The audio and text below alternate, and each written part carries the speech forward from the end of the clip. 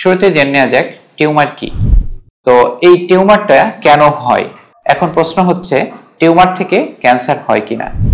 আসসালামু আলাইকুম সুপ্রিয় দর্শক, আমি ডক্টর মোহাম্মদ তৌসিফুর রহমান, ক্যান্সার বিশেষজ্ঞ, TMSS cancer centre, Bogura.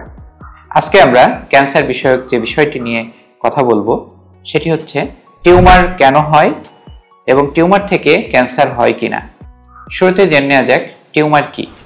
Tumour হচ্ছে কিছু কোষ যেগুলো বিভাজিত হয়ে একটি টিউমার বা একটি মাস লাইক একটি স্ট্রাকচার বা একটি গঠন যখন তৈরি করে তখন সেটাকে আমরা টিউমার বলছি। টিউমার মানে আমরা যদি খাঁটি বাংলায় বলি উঁচু একটি স্থান, শরীরের কোথাও যদি উঁচু হয়ে যায় সেখানে আমরা সেটাকে টিউমার হিসেবে সম্বোধন করে থাকি।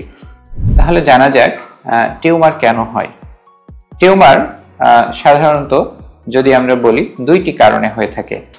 একটি হচ্ছে শরীরের কোষে অস্বাভাবিক কোনো মিউটেশনের কারণে যখন সেটি কোষ বিভাজন নিয়ন্ত্রণ ক্ষমতা হারিয়ে ফেলে তখন সেখানে অতিরিক্ত কোষ বিভাজন হয়ে যে পিণ্ড বা মাস আকৃতি তৈরি করে তখন সেটি টিউমার হয়ে যায়। এখন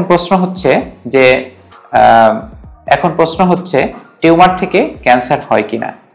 হ্যাঁ, এটি খুবই ভ্যালিড একটি প্রশ্ন এবং দেখা যায় যে অনেক ক্ষেত্রে যে একটি বিনাইন বা একটি প্রিম্যালিগন্যান্ট কন্ডিশন, একটি বিনাইন টিউমার থেকে পরবর্তীতে ম্যালিগন্যান্ট টিউমারে রূপ নিতেও পারে।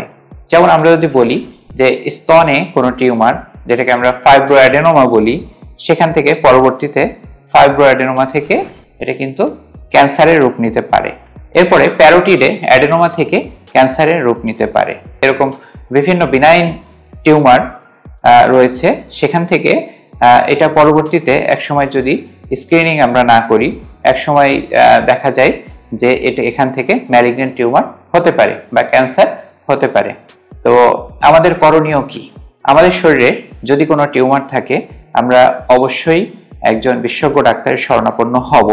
সব টিউমারই পরবর্তীতে ক্যান্সার হিসেবে রূপ নিবে এরকমটি নয়। যেমন আমরা যদি বলি লাইপোমা, আমাদের শরীরে অনেক সময় দেখা যায় যে চর্বির এক ধরনের টিউমার থাকে, সেটা থেকে ক্যান্সারের রূপ নেওয়ার সম্ভাবনা খুবই কম, অথচ লাইপোমা আমাদের দেশে অনেক বেশি কমন। তো প্রিয় দর্শক, আমাদের জানতে হবে যে কোন টিউমার থেকে ক্যান্সার রূপ নিতে পারে এবং কোন টিউমার থেকে ক্যান্সার রূপ নেয় না। তো আমরা যদি একজন বিশেষজ্ঞ ডাক্তারের আন্ডারে থাকি এবং তার কাছে নিয়মিত আমরা যদি স্ক্রিনিং করি এবং এই টিউমারে যদি কোনো অস্বাভাবিক পরিবর্তন হয় যত দ্রুত সম্ভব আমরা যদি একজন বিশেষজ্ঞ ডক্টরের কাছে গিয়ে আমরা যদি এটি ইভ্যালুয়েট করি এবং প্রয়োজনে বায়োপসি পরীক্ষার মাধ্যমে আমরা নিশ্চিত হতে পারি যে এটি বিনাইন টিউমার না ম্যালিগন্যান্ট টিউমার বা ক্যান্সারের রূপ লাভ করেছে। আসুন আমরা নিজে সচেতন হই, পরিবার এবং সমাজকে সচেতন করি।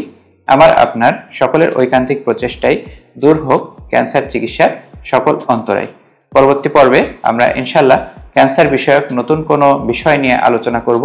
তো সে পর্ব দেখার আমন্ত্রণ জানিয়ে আজকের মতো এখানেই বিদায় নিচ্ছি। সবাই ভালো থাকবেন। আসসালামু আলাইকুম।